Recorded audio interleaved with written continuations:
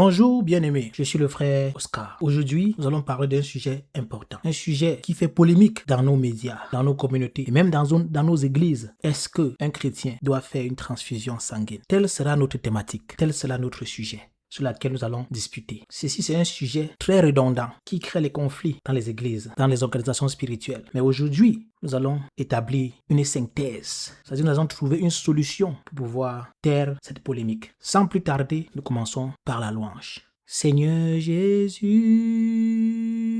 il est bon de te louer. Seigneur Jésus, il est bon de t'adorer. Seigneur Jésus, qui est comme toi? Personne, je dis personne n'est comme toi. Tu as donné ta vie pour que j'aie la vie. Tu as versé ton sang pour me racheter. Quel grand amour, Yahweh, quel grand amour. Comment ne pas te louer? Comment ne pas te louer? Comment ne pas t'exalter, Jésus? Je vais te louer toute ma vie. Je vais t'exalter toute ma vie. Je suis né pour te louer. Je suis né pour t'exalter. Je suis né pour t'élever, mon Jésus. Reçois la gloire. Alléluia, reçois l'honneur. Reçois la gloire. Alléluia, reçois l'honneur.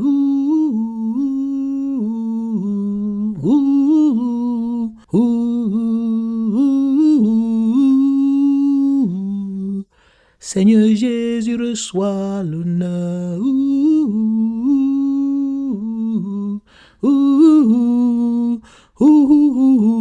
Seigneur Jésus, reçois l'honneur. Seigneur, tu es le roi des rois. Tu es l'alpha et l'oméga. Tu es le Seigneur des seigneurs.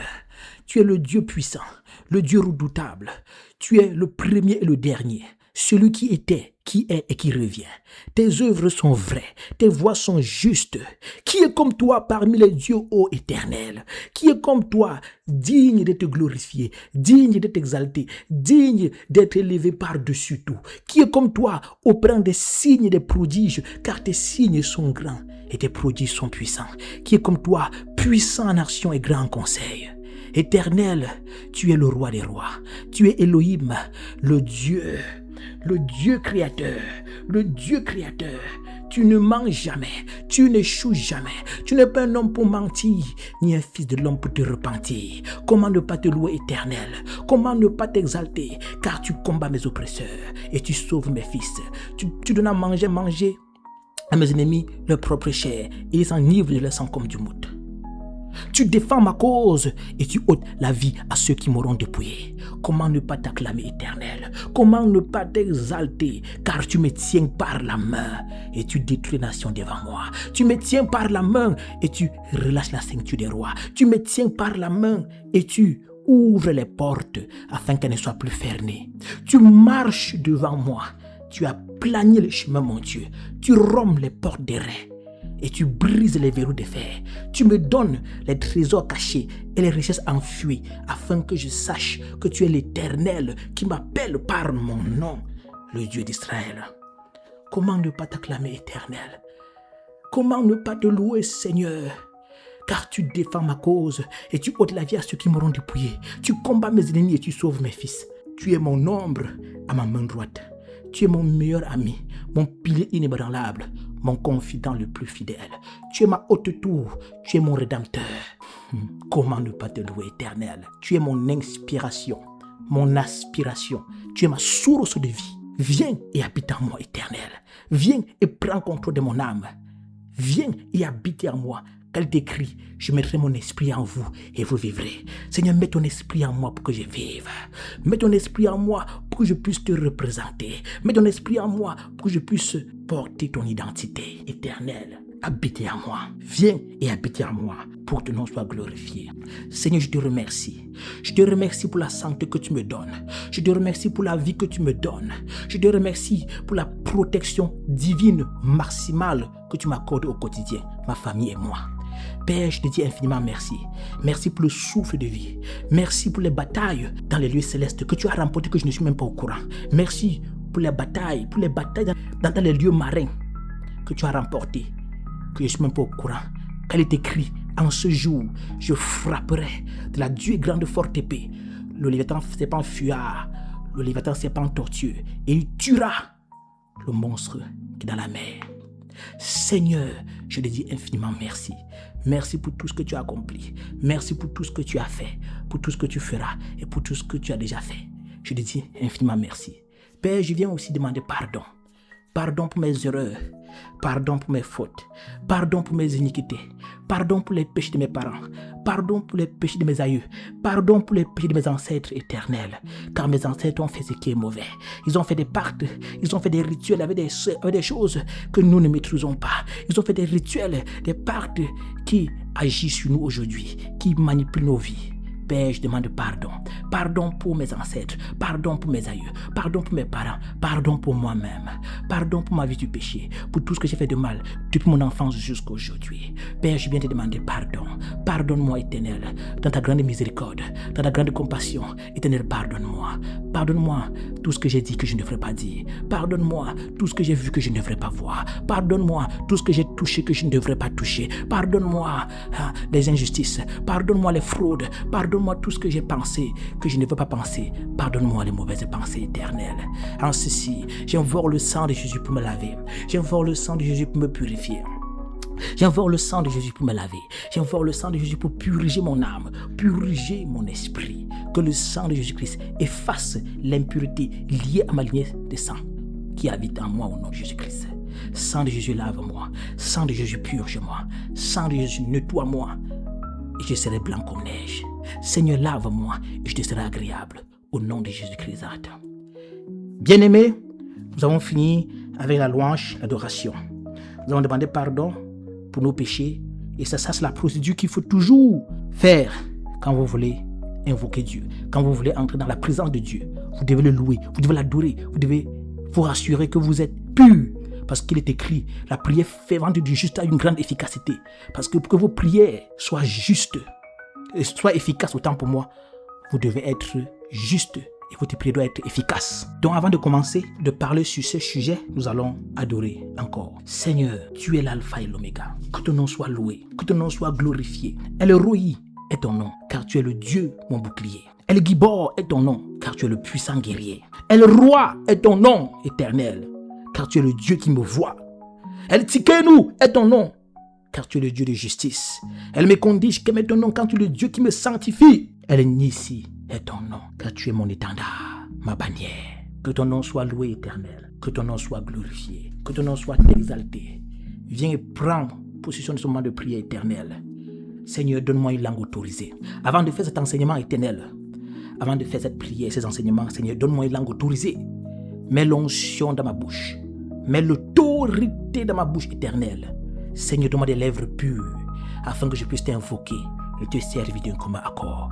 Seigneur, mets la puissance dans ma bouche. Seigneur, pose une pierre ardente sur ma bouche, afin que mes iniquités soient enlevées et mes péchés expiés. Seigneur, pose une pierre chaude sur ma bouche, afin que toutes paroles qui sortiront de ma bouche soient tranchantes comme un glaive et puissantes comme le tonnerre. Seigneur, donne-moi une langue autorisée, car il est écrit, la vie et la mort sont au pouvoir de la langue. Que ton nom soit béni éternel, que ton nom soit glorifié, que ton nom soit exalté, que ton nom soit élevé. Bien-aimés, nous allons parler du sang. Pourquoi la transfusion sanguine? Pourquoi il faut faire une transfusion sanguine et pourquoi il ne faut pas faire une transfusion sanguine? Qu'est-ce qu'il faut faire avant de prendre une transfusion sanguine? Qu'est-ce qu'il faut faire avant, pendant et après une transfusion sanguine? Voilà nos thématiques, voilà nos questions. Voilà les questions qui tardent nos esprits en tant que chrétiens. Voilà les questions qui créent polémique dans nos supermarchés, dans nos maisons, dans nos écoles, dans nos églises. Parce que vu ce qui se passe de nos jours, les problèmes spirituels liés au sang, les pertes de sang liées au sang, on doit se poser cette question.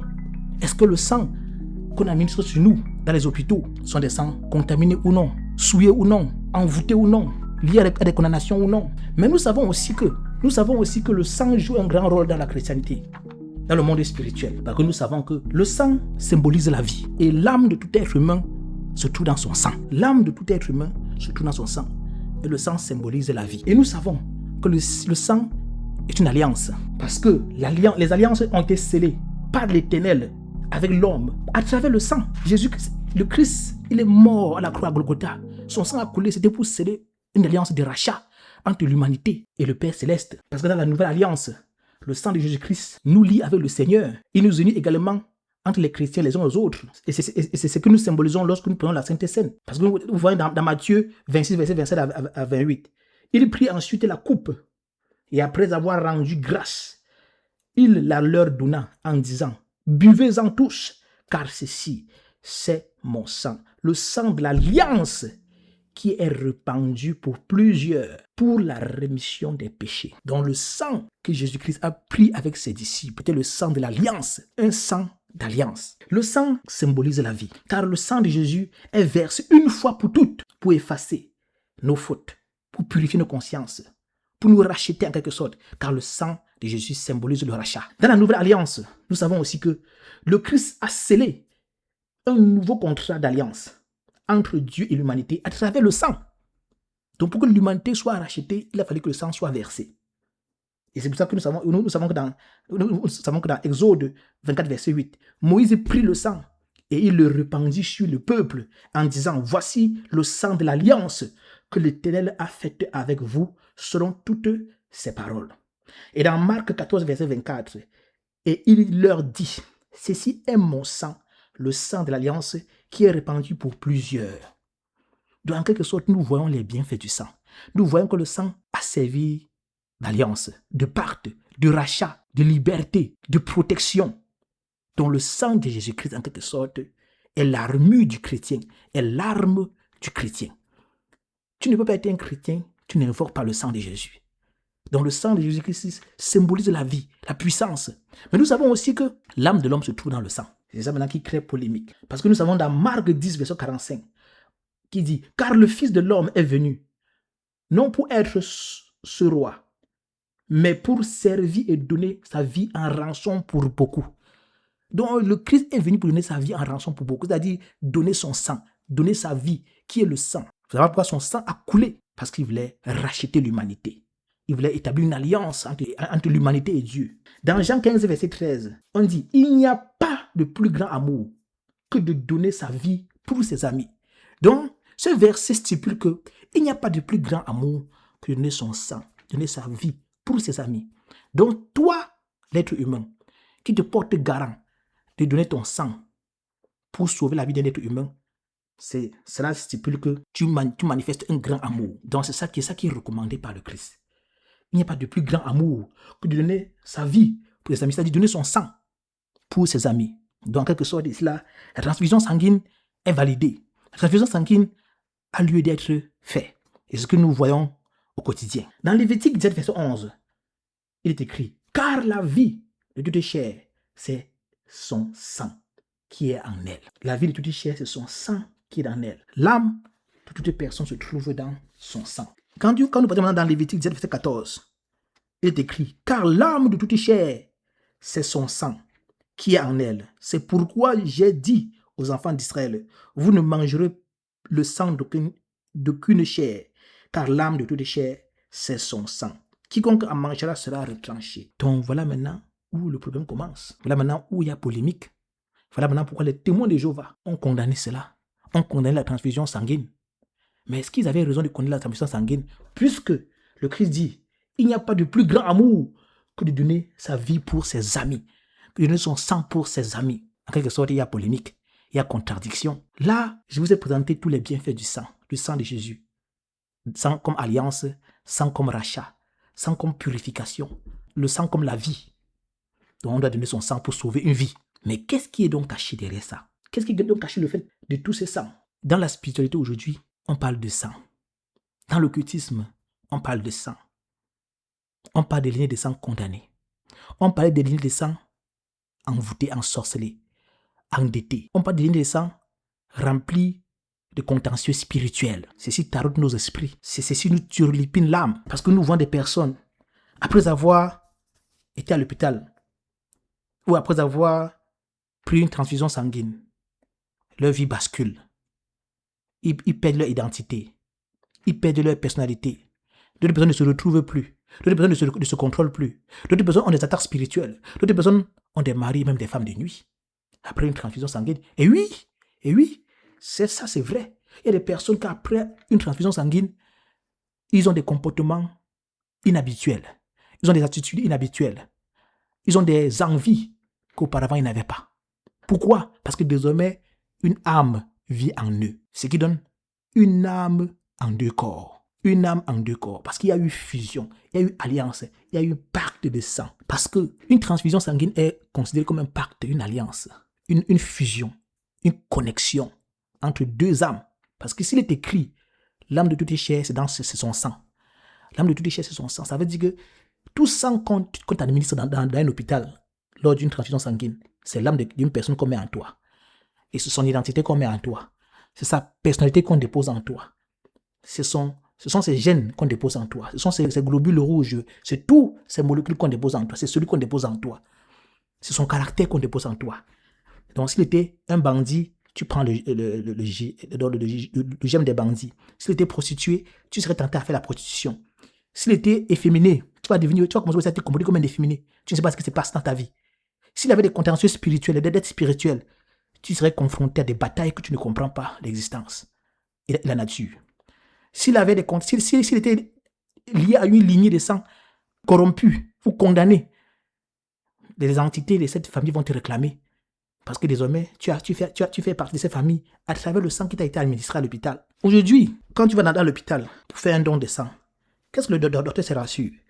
Il se rassure que ton sang n'est pas contaminé. Il se rassure que ton sang est propre. Après examen au laboratoire, on dit non, ton sang est valide. On cherche d'abord quoi? Groupe sanguin. Le groupe sanguin doit d'abord être match. Il faut que le groupe sanguin match. Parce que si le groupe sanguin ne match pas, ton sang n'est pas compatible. Tu n'es pas compatible à donner ton sang. Pourquoi ce niveau de compatibilité? Parce que le sang, il faut aussi la compatibilité. Compatibilité dans quelle mesure? Dans la mesure où vous devez avoir le même groupe sanguin. Dans la mesure où ton sang n'est pas rempli de virus ou de microbes. Ça peut être l'hépatite B, ça peut être l'hépatite C, ça peut être le VIH-Sida, ça peut être la tuberculose, ça peut être le paludisme, ça peut être même la typhose, ça peut être plusieurs autres maladies. Pourquoi les docteurs se rassurent que le sang est pur avant d'être administré sur un malade? Ça, c'est une très bonne chose. Mais pourquoi ils ne font pour les examens pour voir si le sang n'est pas condamné spirituellement? Voilà où il y a le problème. Voilà où il y a le nœud du sujet. C'est quand on fait des recherches pour voir le virus qui se trouve dans le sang, pour voir le microbe qui se trouve dans le sang, mais on ne fait jamais des recherches pour savoir le contentieux spirituel qui est lié au sang, la dette spirituelle qui est attachée au sang, les conflits qui sont liés au sang. On ne fait jamais des recherches par rapport à l'autre là. Pour te prendre le sang, dès qu'il n'y a pas de virus ni des microbes, on t'administre le sang. Mais le sang là vient de quelle lignée? Cette personne qui a donné son sang là vient de quelle lignée? Aujourd'hui, on peut t'introniser, t'initier à travers le sang, à travers une transfusion sanguine, si tu n'as pas pris les précautions nécessaires. On peut t'initier dans une sorcellerie à travers une transfusion sanguine. Il suffit seulement que une personne qui a fait un pacte de sang, il a donné, quand quelqu'un fait un pacte, qu'il a vendu son âme au diable, vous croyez qu'il vend son âme? Non, parce que son âme c'est dans son sang, c'est son sang qui donne. Il signe le pacte avec son sang. Et son sang est dès lors corrompu, son sang est dès lors contrôlé et manipulé. Donc, il peut aussi t'initier, contrôler ta vie en te donnant son sang. Parce que son sang désormais ça appartient à celui à qui il a fait de sacrifice ou le pacte. C'est ça. Il y a des personnes qui se portent volontaires pour aller dans les hôpitaux, pour faire des dons de sang. Mais ils savent pourquoi ils font ça. Il y a des choses cachées derrière ça que vous ne connaissez pas. Il y a un qui se portent volontaires, ils vont dans les hôpitaux, ils font des dons de sang. Chaque fois, ils disent non, c'est gratuit, je donne gratuitement, je vais sauver ma population, j'aime beaucoup les hommes. Non, mais non, il veut contrôler la vie des hommes. Il veut manipuler vos vies. Ça veut dire qu'on peut initier à la sorcellerie à travers une transfusion sanguine. Il suffit qu'on t'administre un sang qui a des contentieux spirituels. Un sang attaché aux choses bizarres. Un sang lié à des fétiches. Mon frère, toi, sur qui on a mis ce sang, tu as des sérieux problèmes. Et aussi, on peut contracter un mariage spirituel après une transfusion sanguine. C'est ce que vous ne connaissez pas. C'est que quelqu'un qui vit dans un mariage spirituel avec des démons, dont les démons vivent dans son sang, s'il te donne son sang, tu te maries directement aussi avec ces démons. Parce qu'un démon peut épouser 1000 personnes. Un seul démon peut combattre 1000 personnes. Quand on dit que quelqu'un est possédé par un démon, ce démon-là peut posséder 1000 personnes à la fois. Oui, parce que ce sont des entités, des dominations. Et ce sont des entités qui vivent éternellement. On peut juste les emprisonner, les enchaîner. Mais eux ne meurent jamais. Donc, si quelqu'un a des démons dans sa vie, des esprits impurs qui sont liés à son sang, mon frère, si tu connais que tu as ce problème, pardon, ne te porte pas garant pour aller donner ton sang à l'hôpital à quelqu'un. Tu n'es pas en train de le sauver. Tu es en train de le mettre dans des sérieux problèmes spirituels qui va combattre toute sa vie. Parce que donner le sang, c'est aider.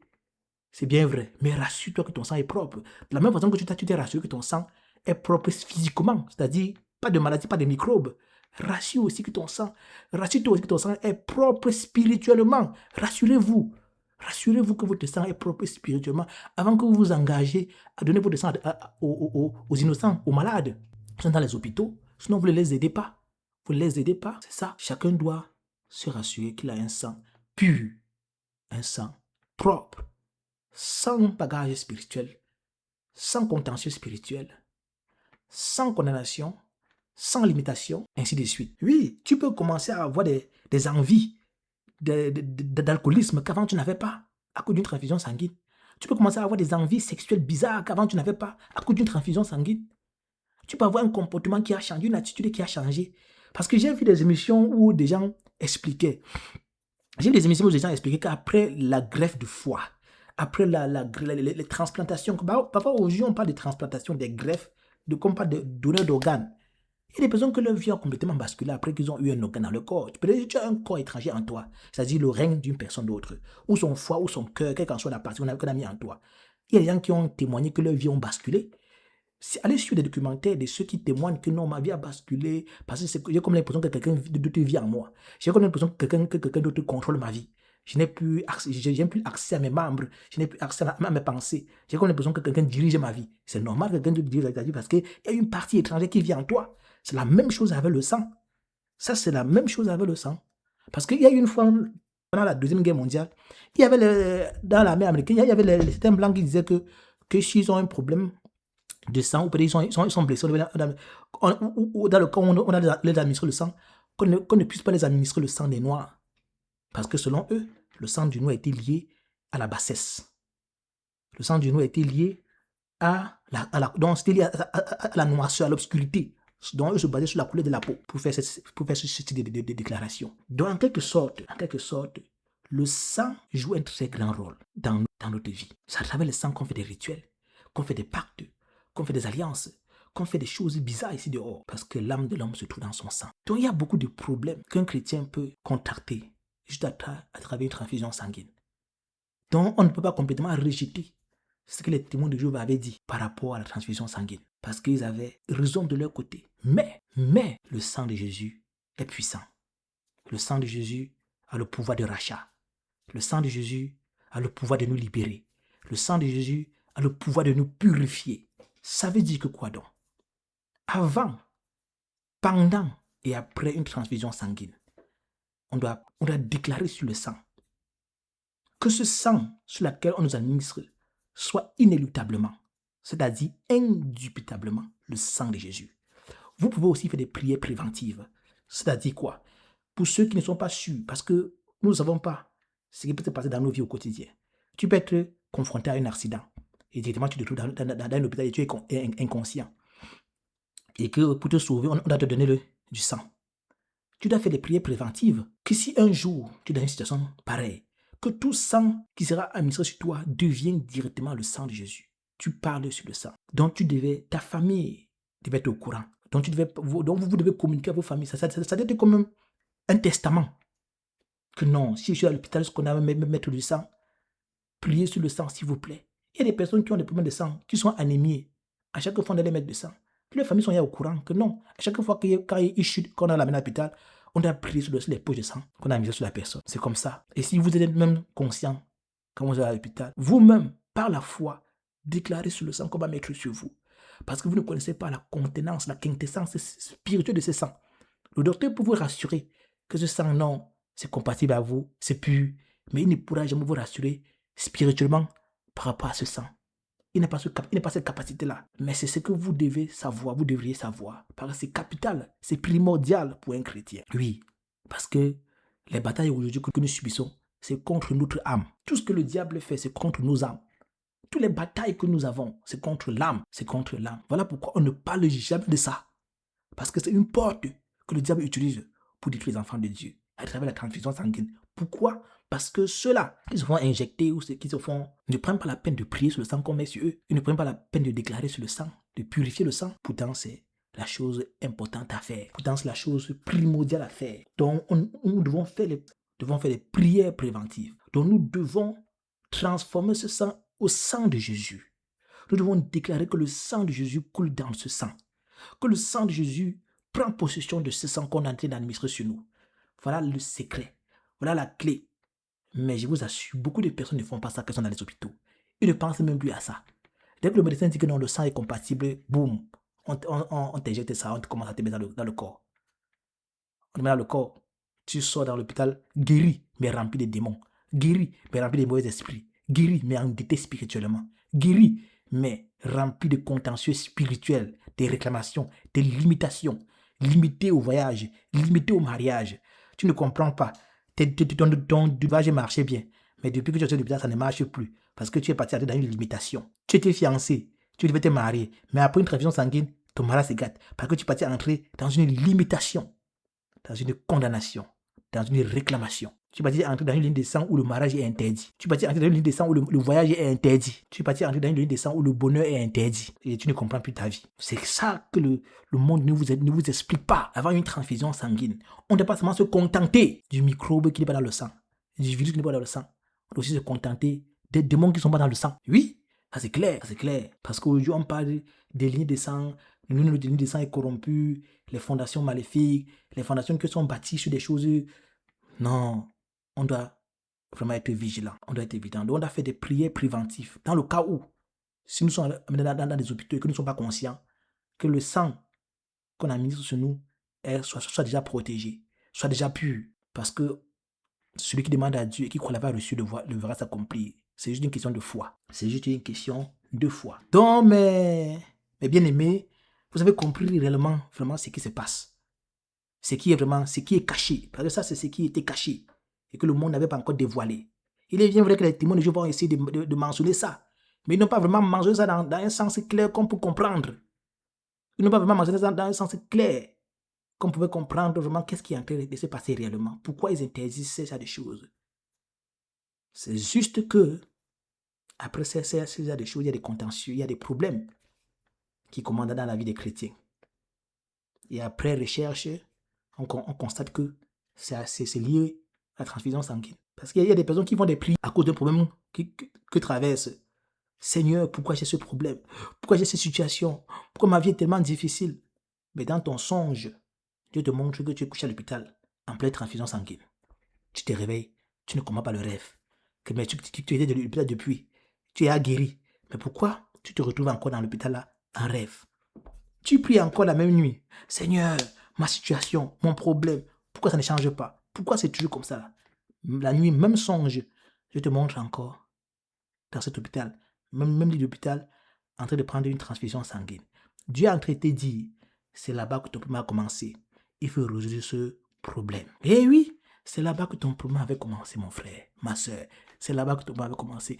Après cette transfusion sanguine, tes démons ont pris possession de ton âme. Des esprits impurs sont alliés à toi. Des maris de nuit se sont connectés à toi. Tu as été contacté avec un mariage spirituel. Tu es entré dans une ligne de femmes, dans une ligne de sang corrompus, ensorcelé, envoûté, rempli de condamnation, de malédictions, de limitations. C'est ça qui agit dans ta vie dès lors. Donc, tu dois prier pour briser ce qui avait été fait sur le sang.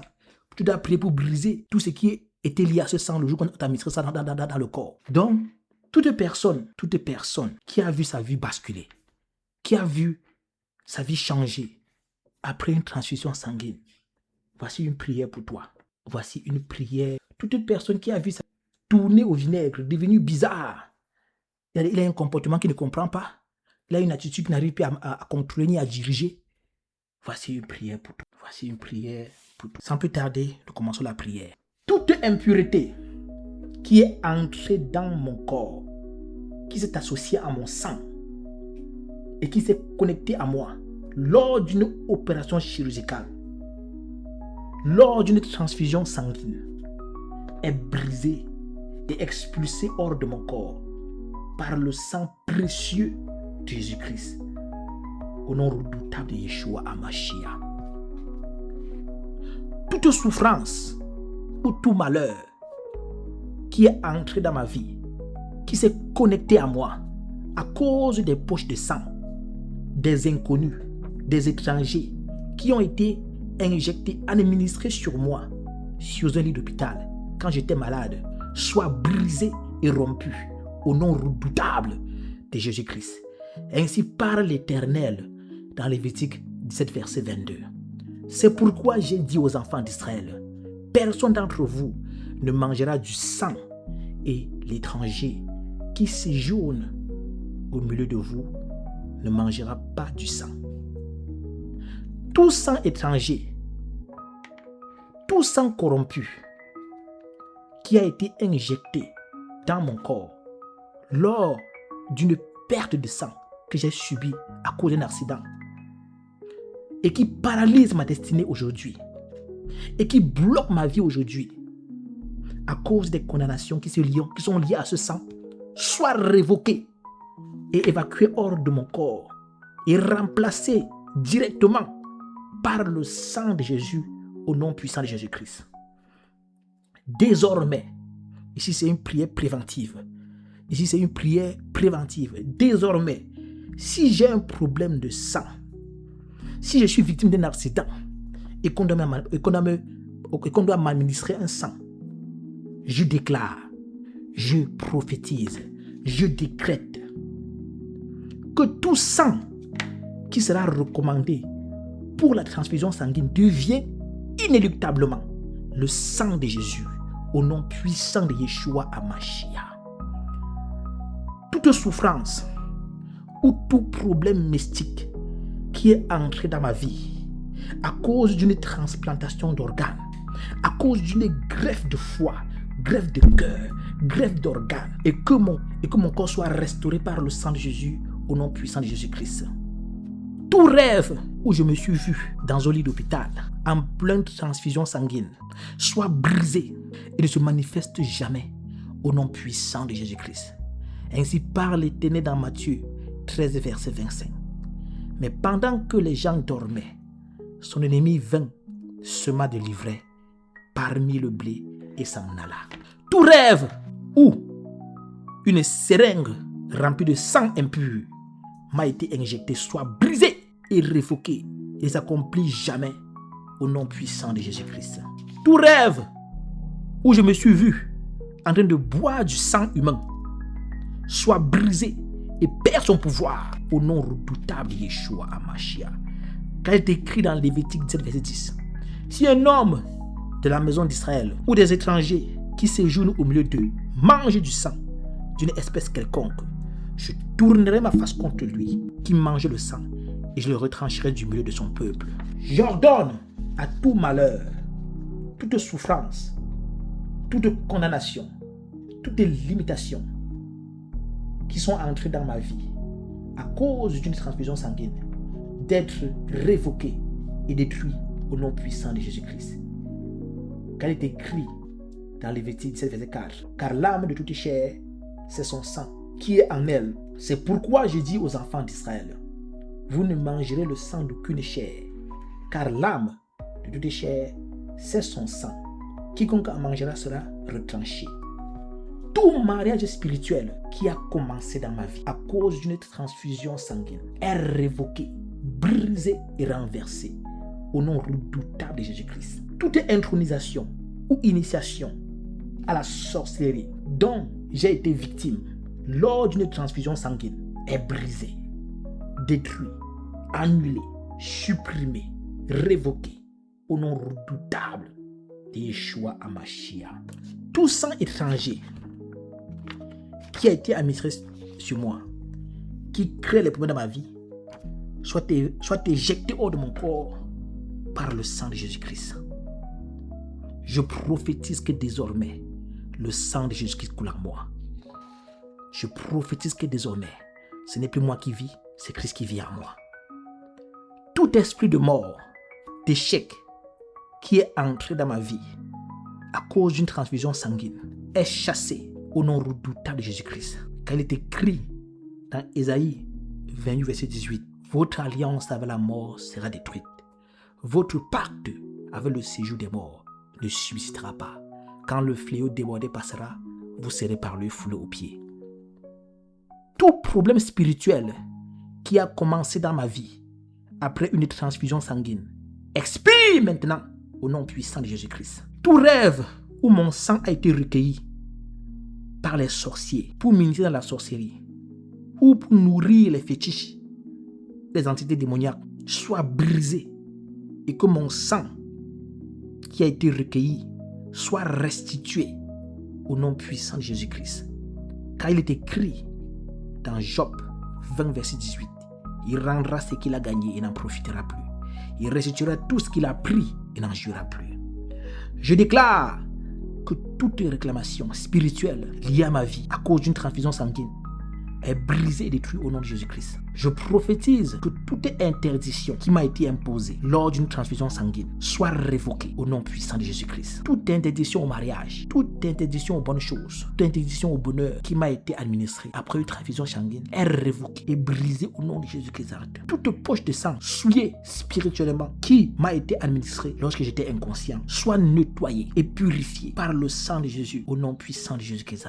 Je déclare que tout sang qui sera mis sur moi dans un hôpital devient indubitablement, inexorablement le sang de Jésus-Christ au nom puissant de Jésus-Christ. Que le sang de Jésus-Christ descende en moi, purifie mon corps, lave mon corps, nettoie mon corps et restaure mon identité au nom de Jésus-Christ. Si j'ai perdu mon identité à cause d'une transfusion sanguine, Seigneur, restaure-moi, restaure-la au nom puissant de Jésus-Christ. Si j'ai perdu ma personnalité à cause d'une transfusion sanguine, Éternel des armées, restaure ma personnalité au nom puissant de Jésus-Christ. Si j'étais sacrifié, si j'étais vendu à cause d'une transfusion sanguine, Seigneur, rachète-moi. J'invoque le sang de Jésus pour me racheter, car le sang de Jésus symbolise le rachat. Sang de Jésus, lave-moi. Sang de Jésus, purge-moi. Sang de Jésus, nettoie-moi. Que tout démon qui habite en moi, que tout démon qui a pris possession de mon âme à travers une transfusion sanguine, soit chassé par le feu, soit dégagé par le tourbillon de feu, au nom puissant de Yeshua HaMashiach. Toute sirène des eaux qui s'est attachée à moi à cause d'une transfusion sanguine, soit chassée et que le divorce soit prononcé maintenant et ne subsiste plus au nom redoutable de Yeshua HaMashiach. Tout contentieux spirituel, toutes les réclamations qui parlent contre moi à cause d'une transfusion sanguine, soit brisées, soit détruites, soit révoquées et annulées au nom puissant de Jésus-Christ.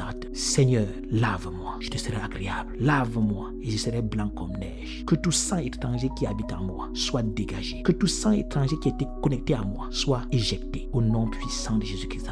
Je déclare que désormais j'appartiens à la lignée de sang de Jésus-Christ pour la gloire de l'Éternel. Au nom puissant de Jésus-Christ de Nazareth. Amen. Bien-aimés, voici les prières que vous devriez faire si vous avez constaté votre vie changer, votre vie basculer après une transfusion sanguine. Là, nous sommes au terme de notre enseignement, de nos prières. Nous allons clôturer. Seigneur, nous te disons merci. Merci pour cet enseignement. Merci pour ce que tu m'as mis à cœur. Et merci pour tous ceux qui m'ont écouté et qui vont appliquer cette prière. Nous te disons merci, Éternel, car sans toi, nous ne sommes rien. Tu es tout pour nous, Éternel. Tu guides nos pas, tu combats nos ennemis. Que ton nom soit béni, Yahvé. Que ton nom soit exalté. Que tous ceux qui vont s'élever contre nous après cette prière soient lynchés par la main puissante de l'Éternel des armées. Toute âme forgée contre nous après cette prière soit nulle et sans effet. Je prophétise que tout démon, tout esprit impur, toute entité démoniaque qui vont s'élever pour venir nous combattre après cette prière soit enchaîné et ligoté par les anges de l'Éternel au nom puissant de Jésus-Christ.